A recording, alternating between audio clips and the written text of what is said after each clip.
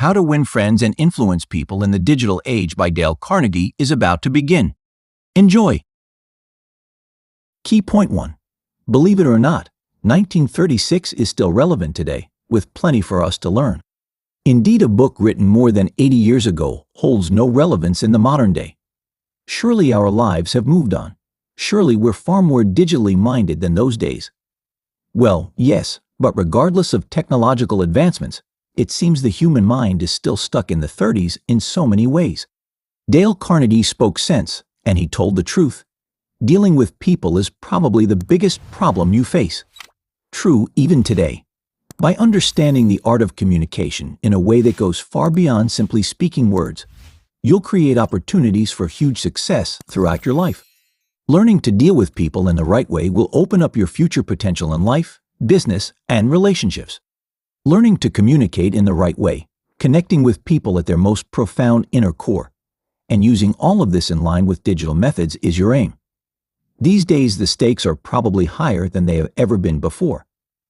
Digital methods mean that we can easily make a mistake, and it's communicated across the globe virally, within seconds.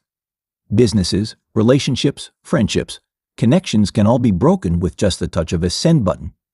By listening to the words that Dale Carnegie imparted upon us, you'll see that 1936 is still very relevant, even today. Did you know? How to Win Friends and Influence People, featured on Time Magazine's top 100 most influential books in 2011, ranking at number 19. Key point 2.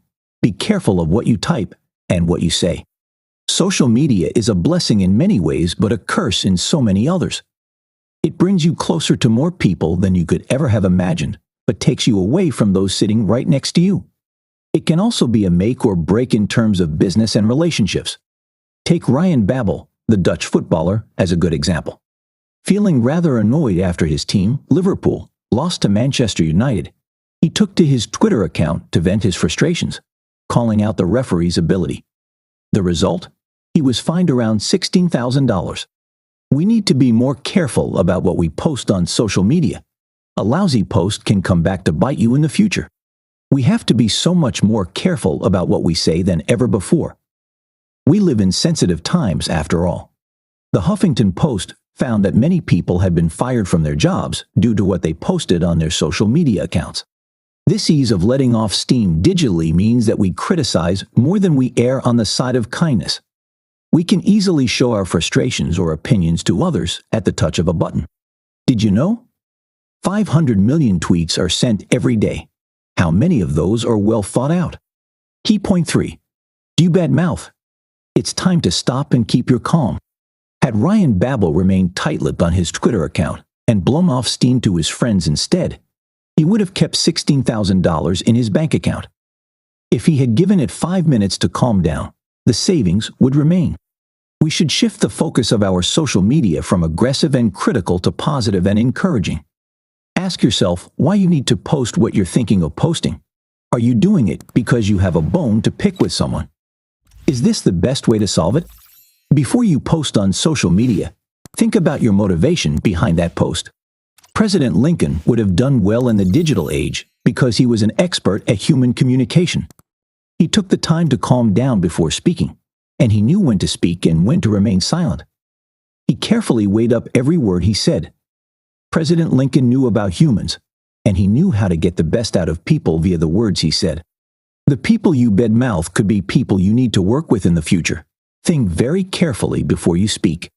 Remember, if all you do is criticize and blow off steam on your social media accounts, you're quickly going to lose followers, both in the personal and business worlds. Key point 4. Make the ultimate impression by showing you care. Kindness always wins, and the single best way to make friends and influence others is to show human empathy at the heart of what you do. Dale Carnegie highlights an example of a shepherd tasked with guarding 100 sheep. One evening, he rounds up the sheep and finds 99 in place and one missing. Rather than praying and hoping the sheep will return safe and unharmed, he places the other sheep in their pen and goes out looking for that single sheep. In human terms, this shows those around you and those you're working with that you care about them. Nobody is left behind. Kindness costs nothing, and it is the best way by far to show people you care. When you do that, they reward you with their loyalty. Showing people that they are valuable to you enhances relationships beyond measure. We often find it hard to affirm the positives in others, usually finding it easier to highlight the negatives. But by doing this, you're showing people that you are noticing their good points. There is a genuine difference between doing this and flattering without reason. At the heart of it is a real concern for other people. Look for the positive points in other people, rather than focusing on the negatives.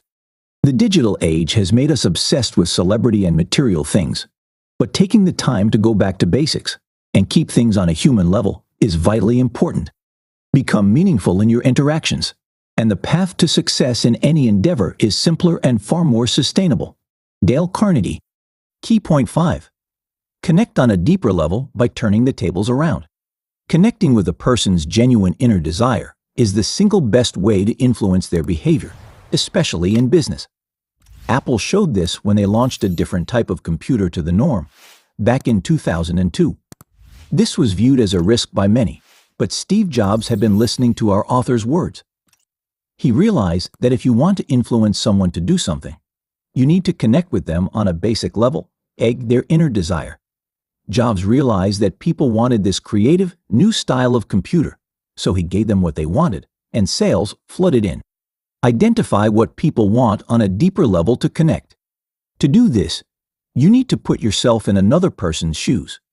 You have to think like they do and explore what they want. Also, you need to give them what they want and make sure that it's beneficial for you.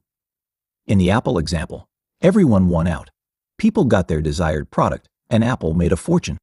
Of course, everything you do has to come from actual actions and desires. You can create a solid and powerful impression by taking an interest in the likes and dislikes of other people. For instance, we know that dogs are man's best friend. A dog is interested in you 100%. They will wait by the door for you. They will never let you down or make you feel bad. In terms of taking an interest in what other people are like, you need to act like a dog. Be genuine in all your interactions. People can see through a fake act. This is also about genuine friendliness in terms of smiling and remembering the names of those you meet. This is basic stuff, but it's surprising how quickly it gets forgotten. Smiles are powerful. They increase bonding and trust and create an impression of someone approachable and kind. It's no surprise that the most viewed videos on YouTube are about people smiling. It's contagious, and it lets people know that you want to talk to them, that you're genuine, and as a result, they will want to speak to you. A smile, someone once said, costs nothing but gives much. It enriches those who receive without making poor those who give. Dale Carnegie. Friendliness is also about listening. Do you know how to listen? Not many people do. In business, listening is vital. Carnegie shares an example of someone who had a complaint to make to United Airlines. He was passed from person to person whenever he called them, and in the end, he wrote a song that went viral on YouTube. United Airlines shares plummeted as a result. Listening to those around you, especially your customers, is vital. Listening isn't just about hearing words. It's about really tuning in to the other person. Most of us don't listen. Most of us don't even talk to other people anymore. The American Sociological Review concluded that compared to 20 years ago, people are more isolated socially than ever before. Key point 6. What matters to other people? Be genuinely interested and connect faster.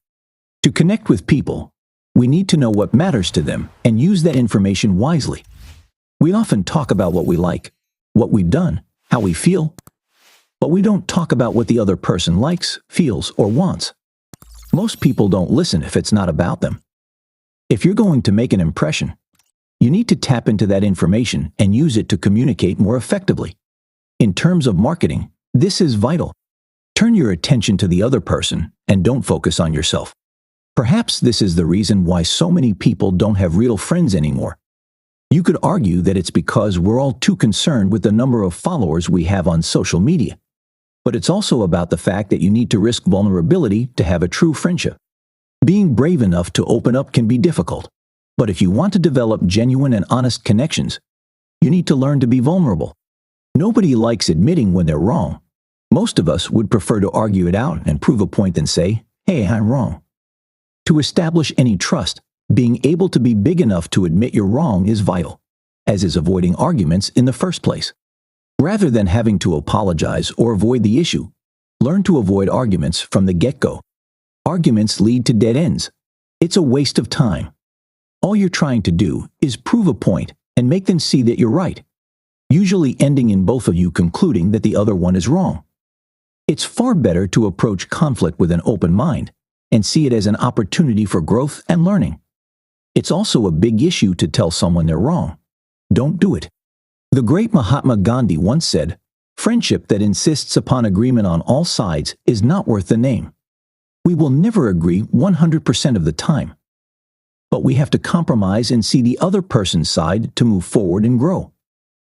By seeing all sides, you're creating opportunities for collaboration, and who knows what creative ideas may come out of that. To leave the road of continual failure, a person must first utter the three most difficult words to say. "I was wrong." Dale Carnegie. The other side of this is the ability to admit when you're wrong and to do it quickly. Take Tiger Woods as a good example. The infamous Thanksgiving car crash cost Woods a lot of time, damage, and heartache. He could have avoided that by stating an apology quickly and publicly. We have the perfect ability to broadcast that we are wrong via social media. But do we do it? Rarely. Being able to admit your mistakes makes you a stronger person and instantly wins over the trust of others. Having the courage to apologize helps you connect with other people because they will see that you're genuine. Key point 7. Disarm people with a positive approach. We've talked about being friendly, but when you combine that with positivity, the results are doubled. We mirror what we experience. So if someone is offhand with us, we're probably going to respond in the same offhand manner. However, if someone is friendly and cheerful to us, we're more likely to be the same back. This is an excellent tool for helping to build trust and influence those around you. If you want to win trust, friendship, and connections, you need to begin with the basics, friendliness. People prefer to be around positivity, so drop the negativity and learn to look on the bright side. The digital age has also made it far easier to create affinities with others. You have a starting point that would have been far more difficult to ascertain before the dawn of the digital age. The key is to use this to the best of your ability, positively and proactively. Connect with like-minded people on Facebook by joining one of the many groups based on different interests. You have already received approval. Now you can use that starting point to build up influence and trust. You'll get further yes if you start with a yes. Suppose you want to influence other people and enhance relationships and connections. You need to realize that you cannot have it all your way. You have to acknowledge the role of others in your success and be happy to share the credit or even hand it over completely. Relationships work two ways. You need to give to receive and vice versa. Dale Carnegie gives an example of a training student in Australia who once owned an 8 retail company with his business partner. The company failed because he wouldn't allow his business partner to share the credit, constantly putting him down and refusing his ideas. This selfishness caused the downfall of his business. Thankfully, he learned from his mistakes. While it's perfectly normal to want to achieve credit for something you worked hard for, it's essential to be conscious of the hard work of others too. You cannot do everything yourself. It isn't all about you. Always remember to give credit where credit is due. The perfect example to sum up this point is a story about the Sea of Galilee and the Dead Sea. The River Jordan feeds both seas, but while the Sea of Galilee is full of colorful marine life, sparkling and fresh, the Dead Sea is precisely that. Dead, nothing in there, empty. Why is this? They say because the Sea of Galilee happily gives all of its water to others, credit, while the Dead Sea refuses. Don't be like the Dead Sea. Conclusion. The ability to effectively make friends and influence people comes down to the basics, the things which we have forgotten as the years have rolled by. We're far too concerned with the material, fancy things in life, and the latest celebrity gossip. However, the ability to connect with others on a real, human level is right there in front of us. We have lost the ability to see it. It's possible to develop solid and genuine relationships with people simply by being honest and open. This cannot be done on a messaging app or the telephone. It's far better to be present in the moment and speak to people face to face. By treating other people how you want to be treated, you cannot go wrong. You will gain the respect of others simply by being a kind and considerate person. If more of us followed this advice, the world as a whole would be a better and kinder place. It comes down to the simple things in the end. So, be honest, be yourself, admit your mistakes, avoid confrontation, put yourself in the shoes of others, and raise people rather than knocking them down. Become a person that people want to be around. By doing that, you'll have far more influence than you could ever dream of. How does this benefit you? Endlessly. From love to friendships, family connections to work situations. Knowing how to interact and communicate properly with other people opens up a wealth of opportunities. The good news is that with a little focus and effort, anyone can master these skills. Try this. For one whole week, challenge yourself to avoid arguments of all types and instead focus on collaboration and seeing the other side of the discussion. Avoid posting negative or opinionated comments on social media and keep things positive. Challenge yourself to see situations through the eyes of others to help develop your empathy skills. If someone seems upset, watch their body language. Understand more about what they're telling you and imagine how you would feel in their situation. This will allow you to connect with them more deeply.